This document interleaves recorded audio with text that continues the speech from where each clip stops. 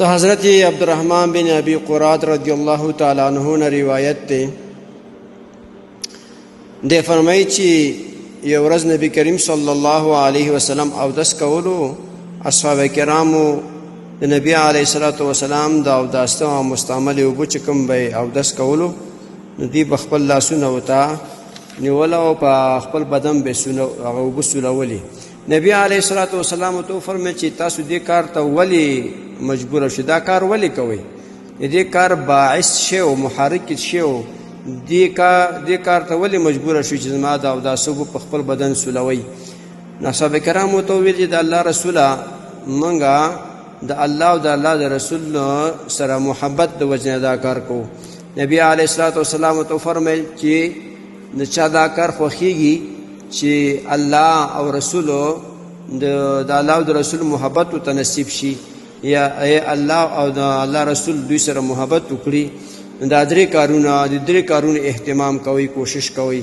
اول دا چې خبرې کوي رښتیا وایي، دروغ مو وایي، او چې کله تاسو سره امانت کې خود لشي هغه امانت صحیح طریقې سره واپس پارئ. او دریمه خبره هغه دا چې تاسو د خپل همسایه ګاونډي سره ښه سلوک او ښه رویه کوئ.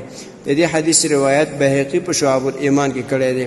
محترم مسلمانانو ورونو، دې حدیث کې موږ خدا درې خبرې زده کړې. یوه دا چې غواړې چې تا سره الله او د الله رسول مینه محبت وکړي، یا ته ستا مینه محبت د الله او د رسول سره وي، نو ته دا درې کارونه کوه. یو دا چې کله خبرې کې رښتیا وایه، دروغ مه وایه.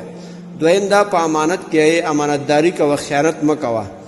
او دریمه خبره چې زموږ مقصود خبره ده نو هغه دا ده چې د خپل همسایه سره ښه تعلق ساته، خپل همسایه او ګاونډي سره ښه رویه کوه، خپل ګاونډي مه خفه کوه، خپل ګاونډي ته ضرر مه رسوه. کوشش کوه چې خپل ګاونډي ته نه خوشحاله وي، که هغه هر څنګه وي خو ته ورسره ښه رویه کوه. د دې وجه نه محترم مسلمانانو ورونو، تاسو د خپلو همسایهګانو خپلو ګاونډیانو سره ښه سلوک کوئ، ښه رویه کوئ، هغه مه خفه کوئ. غواړئ چې الله او رسول خوشحاله کوي، نو خپل همسایه خوشحاله ساتئ.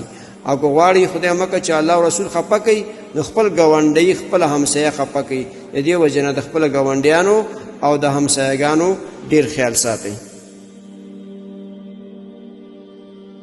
محترمو مسلمانانو ورونو، تاسو ته چې کوم روزانه د حدیث د مفهوم راځي، نو د مهربانۍ او د ثواب له مخې نورو مسلمانانو ته لیږدوئ او شیر کوئ.